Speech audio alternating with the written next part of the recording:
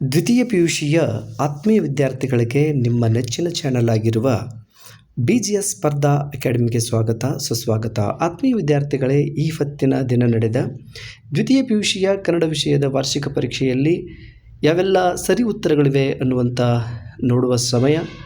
ವಿದ್ಯಾರ್ಥಿಗಳೇ, ಭಾಳಷ್ಟು ಸರಳವಾದ ಪ್ರಶ್ನೆ ಪತ್ರಿಕೆಯಾಗಿತ್ತು. ಎಲ್ಲರೂ ಕೂಡ ಒಳ್ಳೆ ರೀತಿಯಾಗಿ ಉತ್ತರಿಸಿದ್ದೀರಿ ಅನ್ಕೋತೀನಿ. ಬನ್ನಿ ವಿದ್ಯಾರ್ಥಿಗಳೇ, ಗೊಂದಲವಾಗಿರುವ ಪ್ರಶ್ನೆಗಳಿಗೆ ಸರಿ ಉತ್ತರಗಳು ಯಾವುವು ಅನ್ನೋದನ್ನು ಇಲ್ಲಿ ತಿಳಿಸ್ಕೊಡ್ತಾ ಇದ್ದೇನೆ.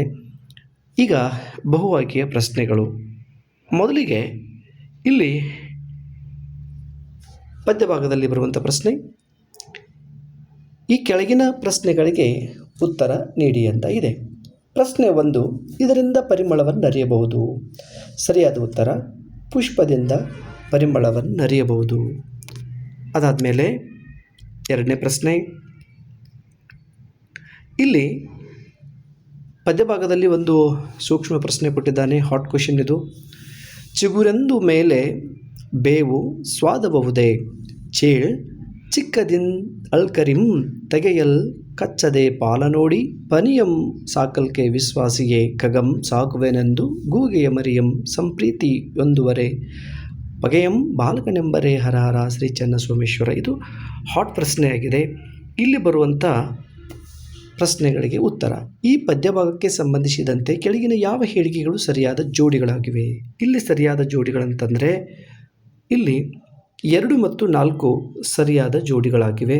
ಅದಕ್ಕೆ ಆಪ್ಷನ್ ಇ ಅನ್ನೋದು ಇಲ್ಲಿ ಸರಿಯಾದ ಉತ್ತರ. ಶತ್ರುವನ್ನು ಕಿರಿಯವನೆಂದು ಭಾವಿಸಬಾರದು. 4ನೇದು ಚಿಕ್ಕದೆಂದು ಯಾವುದನ್ನು ಉಪೇಕ್ಷಿಸಬಾರದು ಅನ್ನೋದು ಇಲ್ಲಿ 2 ಜೋಡಿಗಳು ಸರಿಯಾಗಿದ್ದರಿಂದ ಅದಕ್ಕೆ ಸಂಖ್ಯೆ ಇ ಇಲ್ಲಿ ಸರಿಯಾದ ಉತ್ತರ. ಆಮೇಲೆ ನಂತರ ಪ್ರಶ್ನೆ 3, ಜಾಲಿಯ ರಸ ಸ್ವಾದವು ಹೇಗಿರುತ್ತದೆ ಅಂತ ಇದೆ. ಇಲ್ಲಿ ಸರಿಯಾದ ಉತ್ತರ ಆಪ್ಷನ್ ಇ ವಿಷದಂತಿದೆ ಅನ್ನೋದು ಸರಿ ಉತ್ತರ. ನಂತರ 4ನೇದು ಜೀಸಸನ ಶಿಲುಬೆಗೇರಿಸಿದವರು ಇವರ ವಕಾಲತ್ತು ನಡೆಸಿದವರು. ಸರಿಯಾದ ಉತ್ತರ ಆಪ್ಷನ್ ಇ ಬರಬ್ಬರನ ವಕಾಲತ್ತು ನಡೆಸಿದವರು. ನಂತರ 5ನೇದು, ಕವಯತ್ರಿ ಸುಕನ್ಯಾ ಮಾರುತಿ ಹೇಳುವಂತೆ ಜನರಿಗೆ ಇದಕ್ಕೆ ಗತಿಯಿಲ್ಲ. ವಿದ್ಯಾರ್ಥಿಗಳು ಇಲ್ಲಿ ಸ್ವಲ್ಪ ಗೊಂದಲ ಮಾಡ್ಕೊಂಡಿರ್ಬೋದು. ನೀರು ಅಂತ ಇದೆ, ಗಂಜಿನು ಅಂತ ಇದೆ. ಇಲ್ಲಿ ಸರಿಯಾದ ಉತ್ತರ ಗಂಜಿ ಅನ್ನೋದು ಸರಿಯಾದ ಉತ್ತರ. ಆಮೇಲೆ ಇಲ್ಲಿ ಒಂದು ಹಾಟ್ ಕ್ವೆಶನ್ ಇದೆ ಗದ್ಯ ಭಾಗದಲ್ಲಿ. 6ನೇ ಕ್ವೆಶನ್ದು, ನಮ್ಮ ವೈದ್ಯ ಲೋಕ ಬಲ್ಲ ಅತ್ಯಂತ ಪ್ರಾಮಾಣಿಕ ಪ್ರತಿಭಾವಂತ ಡಾಕ್ಟರು ತಿಮ್ಮಪ್ಪ. ಈ ಕಣ್ಣಿನ ರೋಗ ಅವರ ವಲಯಕ್ಕೆ ಸೇರಿದ್ದು. ನೀನು ಅವರನ್ನು ನೋಡಿದರೆ ಮಾತ್ರ ಇರುವ ಒಂದು ಕಣ್ಣು ಉಳಿಯುತ್ತದೆ. ಡಾಕ್ಟರ್ ಚಂದ್ರಪ್ಪನವರ ಈ ಮಾತುಗಳು ಕೆಳಗಿನ ಯಾವ ಹೇಳಿಕೆಯನ್ನು ಸಮರ್ಥಿಸುತ್ತದೆ? ಇದಕ್ಕೆ ಸರಿಯಾದ ಉತ್ತರ ಆಪ್ಷನ್ ಅ ಡಾಕ್ಟರ್ ತಿಮ್ಮಪ್ಪನವರ ಬಗ್ಗೆ ಅಭಿಮಾನ ಅನ್ನೋದು ಸರಿಯಾದ ಉತ್ತರ. ಆಮೇಲೆ ಪ್ರಶ್ನೆ ಸಂಖ್ಯೆ 7, ಇದು ಕಲಾಂ ಅವರ ಆತ್ಮಚರಿತ್ರೆಯ ಹೆಸರು. ಸರಿಯಾದ ಉತ್ತರ ಈ ವಿಂಗ್ಸ್ ಆಫ್ ಫೈರ್ ಅನ್ನುವುದು ಇಲ್ಲಿ ಇಂಗ್ಲೀಷ್ನಲ್ಲಿ ಕೊಟ್ಟಿದ್ದಾನೆ. ವಿಂಗ್ಸ್ ಆಫ್ ಫೈರ್ ಅನ್ನೋದು ಇಲ್ಲಿ ಸರಿಯಾದ ಉತ್ತರ. ಪ್ರಶ್ನೆ ಸಂಖ್ಯೆ 8, ನಿರೂಪಕರ ಗೆಳೆಯ ಪ್ರಕಾಶ್ ಇವರು ಸರಿಯಾದ ಉತ್ತರ. ಇದಕ್ಕೆ ಅ ಆಪ್ಷನ್ನು ಇಕಾಲಜಿಸ್ಟ್ ಗೆಳೆಯ. ಆಮೇಲೆ ಪ್ರಶ್ನೆ ಸಂಖ್ಯೆ 9, ಆನೆಶಾಸ್ತ್ರದವನು ಹೀಗೆಂದು ಭವಿಷ್ಯ ನುಡಿದಿದ್ದ. ಇದಕ್ಕೆ ಸರಿಯಾದ ಉತ್ತರ, ನೇರವಾದ ಪ್ರಶ್ನೆಗೆ ನೇರವಾದ ಉತ್ತರ ಆಪ್ಷನ್ ಇ ಅನ್ನೋದು ಆನೆಯಿಂದ 5 ಜನ ಪ್ರಾಣ ಕಳೆದುಕೊಳ್ಳುತ್ತಾರೆ ಅನ್ನೋದು ಸರಿಯಾದ ಉತ್ತರ. ಆಮೇಲೆ ಪ್ರಶ್ನೆ ಸಂಖ್ಯೆ 10, ಇಲ್ಲಿ ದೀರ್ಘಗದ್ಯದಲ್ಲಿ ಒಂದು ಸೂಕ್ಷ್ಮವಾದ ಪ್ರಶ್ನೆ ಇದೆ. ಆನೆ ಅಷ್ಟು ದೊಡ್ಡ ಪ್ರಾಣಿಯಾದರೂ ಸುಳುವೆ ಕೊಡದ ಹಾಗೆ ತಂಗಾಳಿಯಂತೆ ಓಡಾಡಬಲ್ಲದು ಎನ್ನುವುದು ನಾಗರಾಜನ ಸರ್ವಿಸಿನಲ್ಲಿ ಎಷ್ಟೋ ಸಾರಿ ಗಮನಕ್ಕೆ ಬಂದಿತು. ಅದಕ್ಕೆ ಅವನು ಮೈಯೆಲ್ಲ ಕಣ್ಣಾಗಿ ಕುಳಿತಿದ್ದ.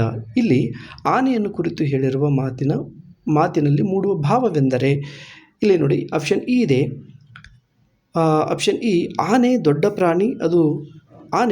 ಪ್ರಾಣಿ ಅದು ಸೂಕ್ಷ್ಮವಾಗಿ ವರ್ತಿಸುತ್ತದೆ ಅನ್ನೋದು. ಮುಂದೆ ಬರುವಂಥದ್ದು ಬಿಟ್ಟ ಸ್ಥಳ ತುಂಬಿರಿ. ಬಿಟ್ಟ ಸ್ಥಳ ಸರಿಯಾದ ಉತ್ತರಗಳು ಹೀಗಿದೆ ನೋಡಿ. 11ನೇ ಪ್ರಶ್ನೆ, ದುರಾಸೆಯ ಹುಡುಗನನ್ನು ನಿರಾಕರಿಸಿದವರು ನಿಶಾ ಶರ್ಮಾ. 12, ಕನ್ನಡದ ಮೂಲಕ ಕಲಿತು ಶ್ರೇಷ್ಠ ವಿಜ್ಞಾನಿಯಾದವರು CNR ರಾವ್.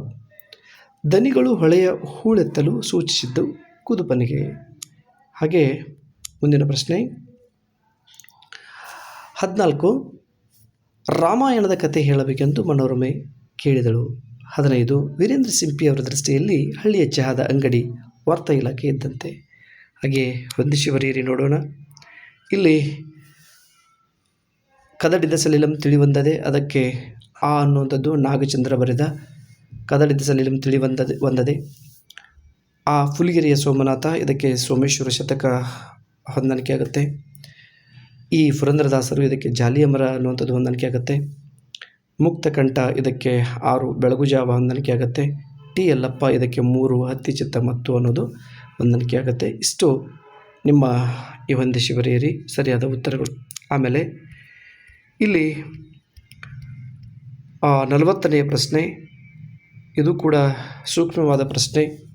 ಪದ್ಯವನ್ನು ಕೊಟ್ಟು ಅದರ ಸಾರಾಂಶವನ್ನು ಓದಿಕೊಂಡು ಕೆಳಗಿನ ಪ್ರಶ್ನೆಗಳಿಗೆ ಉತ್ತರಿಸಬೇಕು. 4ನೇ ಪ್ರಶ್ನೆ ವಚನದಿಂದ ಕೊಟ್ಟಿದ್ದಾನೆ. ಒಲೆ ಹತ್ತಿ ಉರಿದಡೆ ನಿಲ್ಲಬಹುದಲ್ಲದೆ, ದರೆ ಹತ್ತಿ ಉರಿದಡೆ ನಿಲ್ಲಲುಬಾರದು. ಏರಿ ನೀರುಂಬೊಡೆ ಬೇಲಿಕೆಯ ಮೇವಡೆ, ನಾರಿ ತನ್ನ ಮನೆಯಲ್ಲಿ ಕಳುವಡೆ. ತಾಯಿ ಮೊಲೆವಾಲು ನಂಜಾಗಿ ಕೊಲುವಡೆ, ಇನ್ನಾರಿಗೆ ದೂರುವೆ ಕೂಡಲ ಸಂಗಮದೇವ. ಇಲ್ಲಿ 1 ಅಂಕದ 2 ಪ್ರಶ್ನೆಗಳು, 2 ಅಂಕದ 1 ಪ್ರಶ್ನೆಗಳಿಗೆ ಉತ್ತರಿಸಿದರೆ 4 ಅಂಕ ಸಿಗ್ತವೆ. ಯಾವಾಗ ನಿಲ್ಲಬಹುದು ಅಂತಂದರೆ, ಒಲೆ ಹತ್ತಿ ಉರಿದಡೆ ನಿಲ್ಲಬಹುದು. ಯಾವಾಗ ನಿಲ್ಲಲಾಗದು ಅಂತಂದರೆ, ದರೆ ಹತ್ತಿ ಉರಿದಡೆ ನಿಲ್ಲಲಾಗದು. 3ನೇ ಪ್ರಶ್ನೆ, ರಕ್ಷಿಸಬೇಕಾದವರೇ ಭಕ್ಷಕರಾದಾಗ ಒದಗುವ ವಿಘಟನೆಯನ್ನು ಸಂಕ್ಷಿಪ್ತವಾಗಿ ಬರೆಯಿರಿ ಅಂತಂದರೆ, ಕಾಯುವವನೇ ಅಥವಾ ಕಾಯುವವರೇ ಕೊಲ್ಲಲು ತೀರ್ಮಾನಿಸಿದಾಗ ನಮ್ಮನ್ನು ಇನ್ನಾರಿಂದಲೂ ರಕ್ಷಿಸಲು ಸಾಧ್ಯವಾಗುವುದಿಲ್ಲ ಎಂಬ ಅರ್ಥ ಈ 2 ಅಂಕಕ್ಕೆ ಸರಿಯಾದ ಉತ್ತರ ಆಗ್ತದೆ. ಕೊನೆಗೆ ಇಲ್ಲಿ ವ್ಯಾಕರಣ ವಿಭಾಗಕ್ಕೆ ಸಂಬಂಧಿಸಿದ ಪ್ರಶ್ನೆಗಳಿಗೆ ಉತ್ತರಗಳನ್ನು ನೋಡೋಣ. ಇಲ್ಲಿ ನೋಡಿ, ಕೆಳಗಿನ 46ನೇ ಪ್ರಶ್ನೆ ಇದು. ಕೆಳಗಿನ 2 ಪದಗಳ ಗುಣವಾಚಕ ಬರೆಯಿರಿ. ಕಲಿ ಭೀಮ, ಇದರಲ್ಲಿರುವ ಗುಣವಾಚಕ ಕಲಿ ಅನ್ನುವಂಥದ್ದು. ಹುಷಿ ನಿದ್ದೆ, ಇದರಲ್ಲಿ ಹುಷಿ ಅನ್ನುವಂಥದ್ದು. ಕಿರುಹಾದಿ, ಇದರಲ್ಲಿ ಕಿರು ಅನ್ನುವಂಥದ್ದು. 47ನೇ ಪ್ರಶ್ನೆ, ಕೆಳಗಿನ 2 ಕ್ರಿಯಾಪದಗಳ ಧಾತುರೂಪ ಬರೆಯಿರಿ ಅಂತ ಇದೆ. ಓದುವನು, ಇದು ಓದು ಅಂತಾಗತ್ತೆ. ನಲಿಯುತ್ತಾ, ಇದು ನಲಿ ಅಂತಾಗತ್ತೆ. ಹಾಡುವಳು, ಇದು ಹಾಡು ಅಂತಾಗತ್ತೆ. ಮುಂದೆ ಈ ಕೆಳಗಿನ 2 ಪದಗಳ ವಿಭಕ್ತಿಯನ್ನು ಹೆಸರಿಸಿ ಅಂತ ಕೊಟ್ಟಿದ್ದಾನೆ. ವಿಭಕ್ತಿ ಪ್ರತ್ಯಯ. 48ನೇ ಪ್ರಶ್ನೆ, ಗುರುವಿಗೆ, ಇದು ಚತುರ್ಥಿ. ಗೆ ಕೆ ಇಗೆ ಸರಿಯಾದ ಉತ್ತರ. ಗೆ ಕೆ ಇಗೆ. ಆಮೇಲೆ ವಿಶ್ವಾಸದಿಂದ, ಇದು ತೃತೀಯ ಇಂದ. ಆಮೇಲೆ ಗದ್ಯದೋಳ್, ಇದು ಸಪ್ತಮಿ ಓಳ್ ಅಂತಕ್ಕಂಥದ್ದು ಸರಿಯಾದ ಉತ್ತರ. ಈ ಕೆಳಗಿನ 2 ಪದಗಳ ತತ್ಸಮ ತದ್ಭವ ಬರೆಯಿರಿ ಅಂತ ಇದೆ. ರಾಯ ಇದ್ದದ್ದು ರಾಜ ಆಗುತ್ತೆ. ಧನಿ ಇದ್ದದ್ದು ಧ್ವನಿ ಆಗುತ್ತೆ. ಪಯಣ ಇದ್ದದ್ದು ಪ್ರಯಾಣ ಆಗತ್ತೆ. ಕೊನೆಗೆ ಈ ಕೆಳಗಿನ 2 ನುಡಿಗಟ್ಟುಗಳನ್ನು ನಿಮ್ಮ ಸ್ವಂತ ವಾಕ್ಯದಲ್ಲಿ ಬಳಸಿ ಅಂತ ಇದೆ. ಇಲ್ಲಿ ನೋಡಿ, ತಲೆದೂಗು ಅಂತ ಇದೆ. ಇದಕ್ಕೆ ಹೀಗೆ ಬರೆಯಬಹುದು, ಮನುಷ್ಯ ಚಾಡಿ ಮಾತಿಗೆ ತಲೆದೂಗಬಾರದು ಅನ್ನೋದು ಸರಿಯಾಗತ್ತೆ. ದಾರಿದೀಪ ಅಂತಿದೆ. 2ನೇದು, ಹಿರಿಯರ ಅನುಭವದ ನುಡಿಗಳು ನಮಗೆ ದಾರಿದೀಪ ಅಂತ ಬರಿಬೋದು. ನಂತರ ಗಾಳಿ ಸುದ್ದಿ ಅಂತ ಇದೆ. ಗಾಳಿ ಸುದ್ದಿಗೆ ತಲೆಗೂಡುವುದು ಅದು ಸಭ್ಯತೆಯಲ್ಲ. ಇಷ್ಟು ಬರೆದರೆ ನಿಮಗೆ 1 ಅಂಕದ ಎಲ್ಲ ಉತ್ತರಗಳು ಸರಿ ಉತ್ತರಗಳಾಗಿರ್ತವೆ. ವಿದ್ಯಾರ್ಥಿಗಳೇ, ಮುಂದಿನ 2 ಅಂಕದ ಸಂದರ್ಭ, 4 ಅಂಕದ ಹಾಗೂ ಪತ್ರ ಪ್ರಬಂಧದ ಸರಿ ಉತ್ತರಗಳನ್ನು ಮುಂದಿನ ವಿಡಿಯೋದಲ್ಲಿ ಚರ್ಚೆ ಮಾಡ್ತಾ ಇದ್ದೇನೆ. ಇಷ್ಟು ಆಲಿಸಿದ್ದಕ್ಕೆ ಧನ್ಯವಾದಗಳು. Thank you. BGS ಸ್ಪರ್ಧಾ ಅಕಾಡೆಮಿ.